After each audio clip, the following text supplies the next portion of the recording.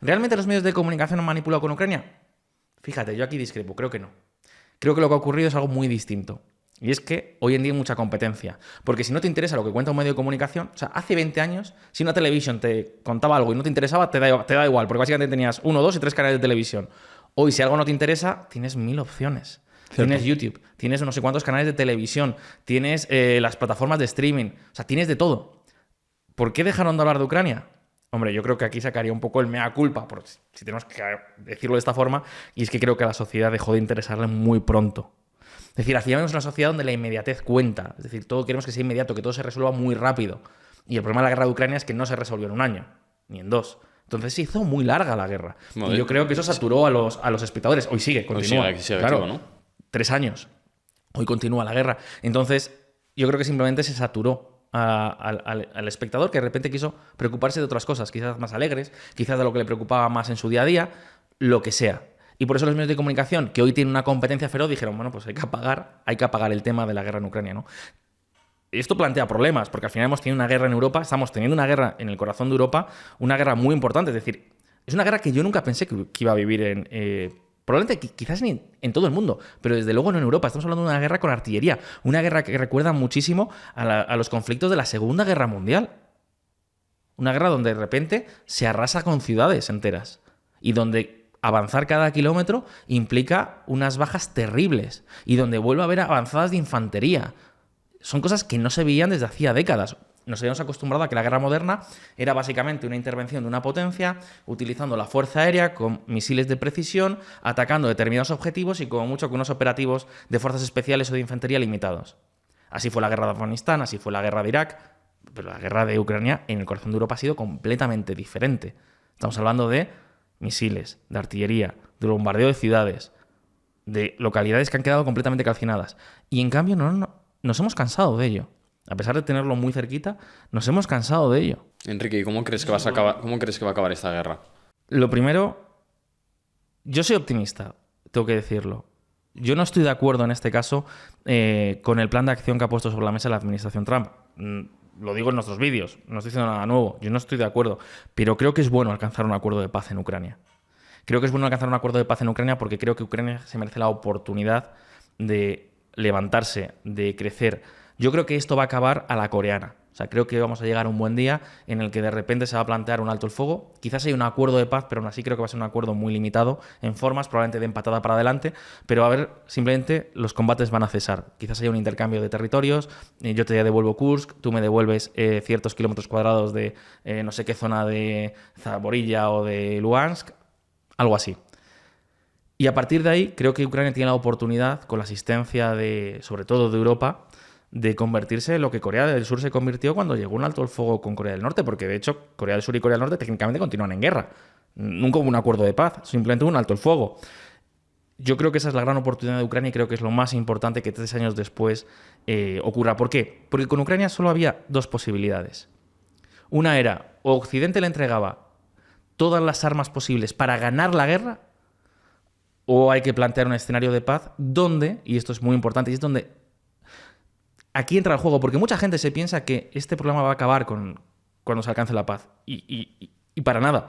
De hecho, esto es algo que a medida que te vas aproximando al muro, ¿no? A medida que te vas aproximando a la frontera rusa, la gente empieza a ser más consciente de ello. El tema no se va a terminar cuando se llegue a un alto el fuego en Ucrania. Primero, porque esa guerra puede reproducirse en pocos años. Para que eso no ocurra, hay que blindar Ucrania. ¿Cómo? Es el debate que ahora hay. Habrá que blindarla militarmente, habrá que blindarla con garantías de defensa, habrá que hacer muchas cosas. Pero es que es más.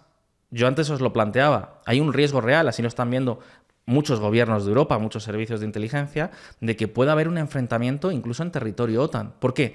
Porque si esta jugada a Moscú le sale razonablemente bien, es posible que quieran subir la apuesta, sobre todo si Estados Unidos ya no está garantizando la seguridad en Europa, cosa que parece claro que no van a continuar garantizándola como ha sido hasta ahora. Ayer lo decía el presumiblemente nuevo canciller alemán, lo decía, ¿no? Tenemos que prepararnos para romper con Estados Unidos en el sentido de tenemos que prepararnos para cuidar de nuestra propia seguridad. Y lo decía abiertamente.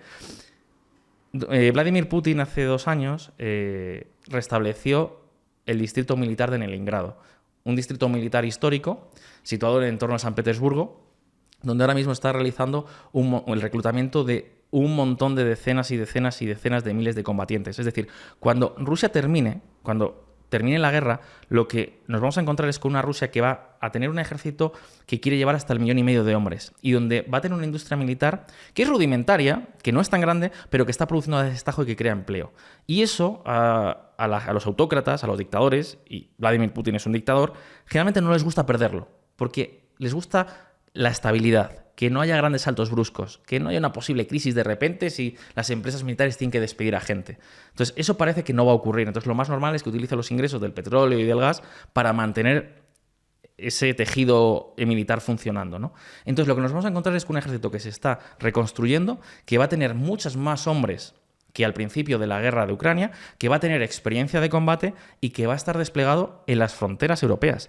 Va a estar desplegado en la frontera con Finlandia, en la frontera con Estonia y en la frontera con Letonia. De hecho, os digo más, en estos momentos, esto en España se ve como algo muy lejano, ¿no? Pero en estos momentos, tanto Finlandia como las 3 repúblicas bálticas están pensando, han hecho público que están pensando en salirse del convenio de Ottawa. ¿Y qué dice el convenio de Ottawa? Que las minas antipersona están prohibidas. Es decir, lo que nos están diciendo las 3 repúblicas bálticas y Finlandia es que quieren prepararse para minar completamente la frontera.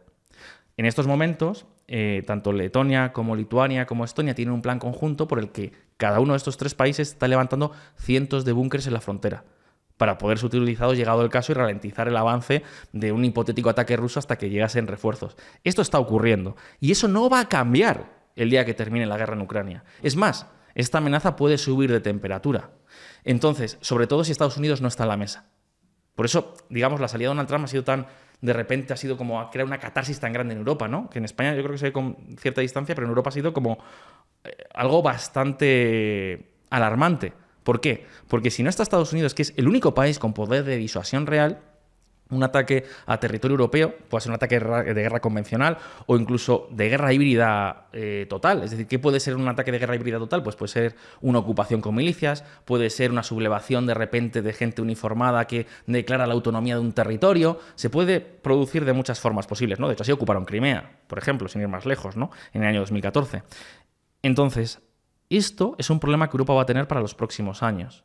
Entonces, ¿cómo creo que va a acabar la guerra en Ucrania? Bueno, yo creo que lo normal es que acabe con una Europa mucho más comprometida en seguridad y defensa, donde veamos claramente que los gobiernos van a empezar a gastar mucho más en armas, donde veamos que la Unión Europea va a cambiar ligeramente su discurso y va a empezar a financiar la adquisición de armas y la industria militar, donde nos empecemos a tomar esto mucho más en serio. Yo creo que para Ucrania esto va a ser positivo, es que hay un alto el fuego, creo que va a ser positivo, si se garantiza la disuasión, es decir, si se le da a Ucrania la garantía de que los rusos no van a volver a poder invadir el país. Porque claro, si no hay disuasión, Ucrania va a ser un desierto, porque nadie va a invertir un solo euro en un país que está expuesto a un nuevo ataque de Rusia, ¿no? Y ocurrió en 2014 y ocurrió en 2022. Entonces, creo que es muy importante garantizar la seguridad de Ucrania, pero al mismo tiempo eso va a plantear otro nuevo reto, que es el de nuestra seguridad del muro del este, de nuestra frontera rusa, que era algo que no habíamos vivido probablemente en muchísimas décadas, ¿no? O sea, que lo que estamos es un retorno a ciertas emociones o sentimientos de la Guerra Fría. Eso sí que creo que va a ocurrir.